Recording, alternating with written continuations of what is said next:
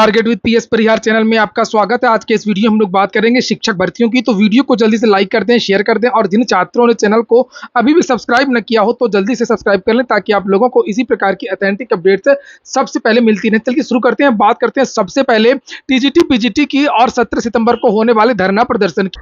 आज है 14 सितंबर और 3 दिन बाद ये एक बड़ा धरना प्रदर्शन है और यहाँ पर देख सकते हैं ये विद्यार्थियों ने मेरे पास भेजा है।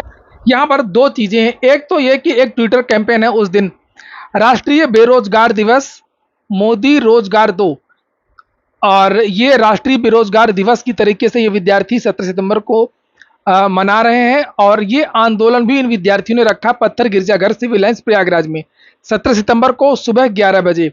प्रमुख मांगे क्या? वैसे मांगे तो यही है कि प्रदेश में और देश में जितने भी रिक्त पद हैं सारे पदों पर जल्द से जल्द भर्ती किया जाए और भर्ती प्रक्रिया में सुधार किया जाए।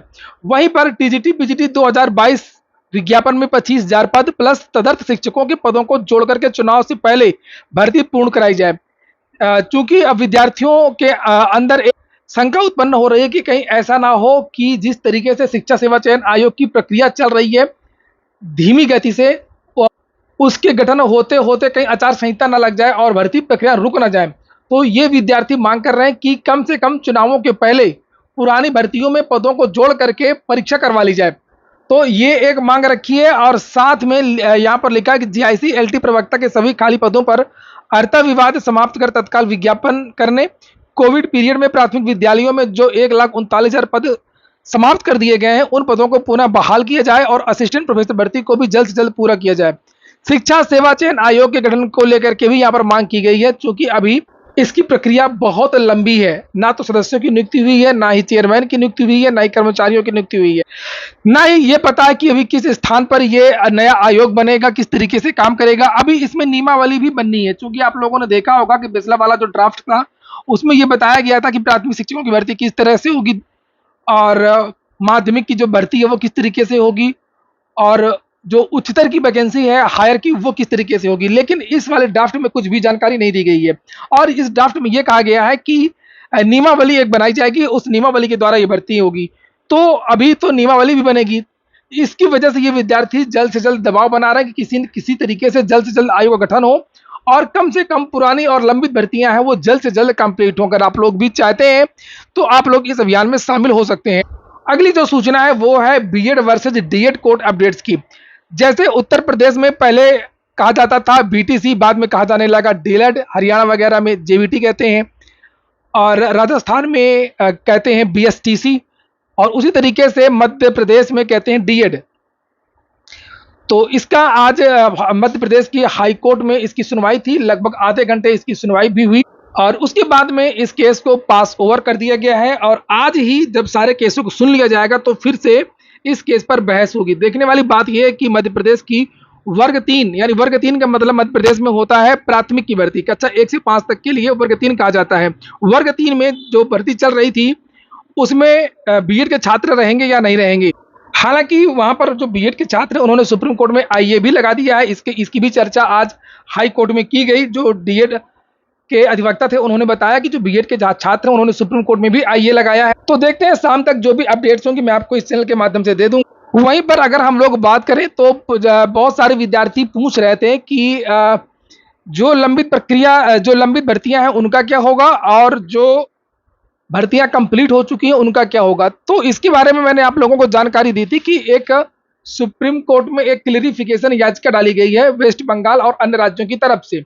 तो ये तो उससे स्पष्ट हो जाएगा कि इस आर्डर का क्या मतलब है, ये आर्डर कब से लागू होगा। तो वैसे जो पुरानी भर्तियां कंप्लीट हो चुकी हैं उसमें से तो ज़्यादातर क्लियर ही है कि उनमें ज़्यादा छेड़खानी नहीं होगी। आप लोग यहाँ पर देख सकते हैं एक आर्टिकल समाचार पत्र का और ये देखिए, केंद्र सरकार का अनुरोध सुप्रीम कोर्ट ने किया खारिज, धारा 124(1) कानून की किताब में बरकरार है।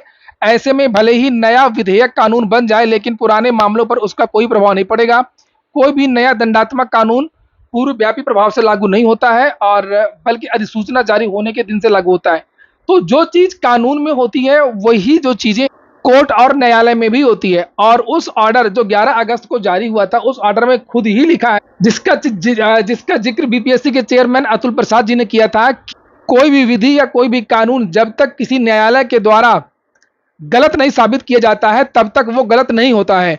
तो जब 11 अगस्त को सुप्रीम कोर्ट ने जब ऑर्डर दिया था, तब तक एनसीटीई के गजट को इलीगल नहीं कहा जा सकता, अवैध नहीं कहा जा सकता। तो इस वजह से ऐसा लगता नहीं है कि ज़्यादा जो पुरानी भर्तियां कंप्लीट हो चुकी हैं, जिनमें विद्यार्थी जॉब कर रहे हैं, नौकरी कर रहे हैं, उनका कुछ होगा। लेकिन जो भर्ती प्रक्रिया चल रही हैं, उनमें तो निश्चित तौर पर संकट है। जैसा कि सुप्रीम कोर्ट ने बिहार शिक्षक भर्ती के बारे में कहा था कि हम आशा करते हैं कि बिहार सरकार 11 अगस्त के ऑर्डर को ध्यान देगी।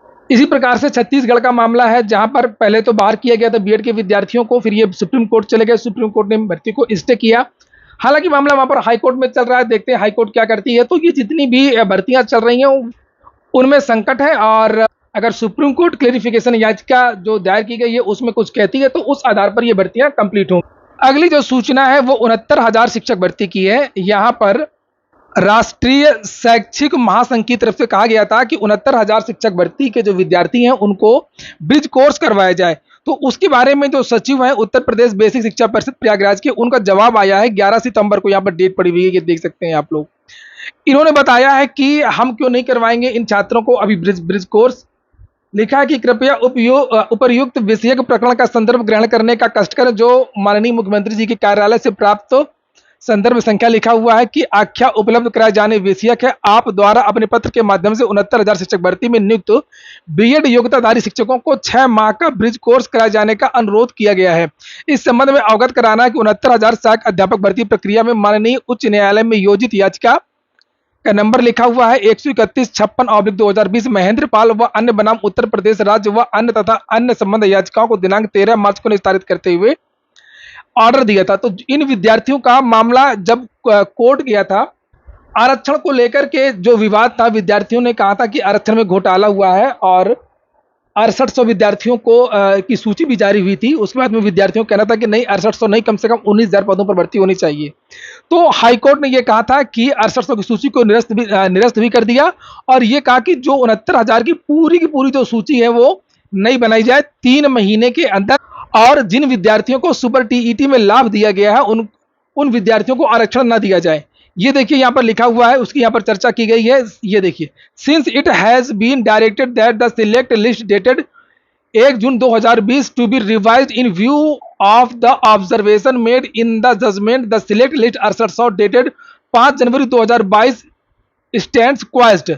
तो इसको जो है 6800 की जो सूची है उसको क्वेश कर दिया गया, और यह कहा गया कि इन विद्यार्थियों की एक जो नई सूची है वो जारी की जाए। और इसी को लेकर के विद्यार्थी डबल बेंच में भी चले गए हैं। इसके बारे में लिखा है कि विद्यार्थियों ने इन विद्यार्थियों ने अपील किया है, और अपील की अग्रिम सुनवाई 11 सितंबर निर्धारित है। 11 को सुनवाई हुई नहीं थी। अब इसकी जो डेट है वो 15 तारीख लगा दी गई थी, क्योंकि वकील हड़ताल में है। अधिवक्ता जितने भी है उत्तर प्रदेश में इस समय हड़ताल चल रही है न्यायपालिका की और खास वकीलों की। तो यहाँ पर यही बात बताई गई है कि मामला कोर्ट में है और सूची रिवाइज करना है, जिसकी वजह से हम अभी ब्रिज कोर्स नहीं करवाएंगे। आज की वीडियो में इतना ही। पूरा वीडियो सुनने के लिए बहुत बहुत धन्यवाद।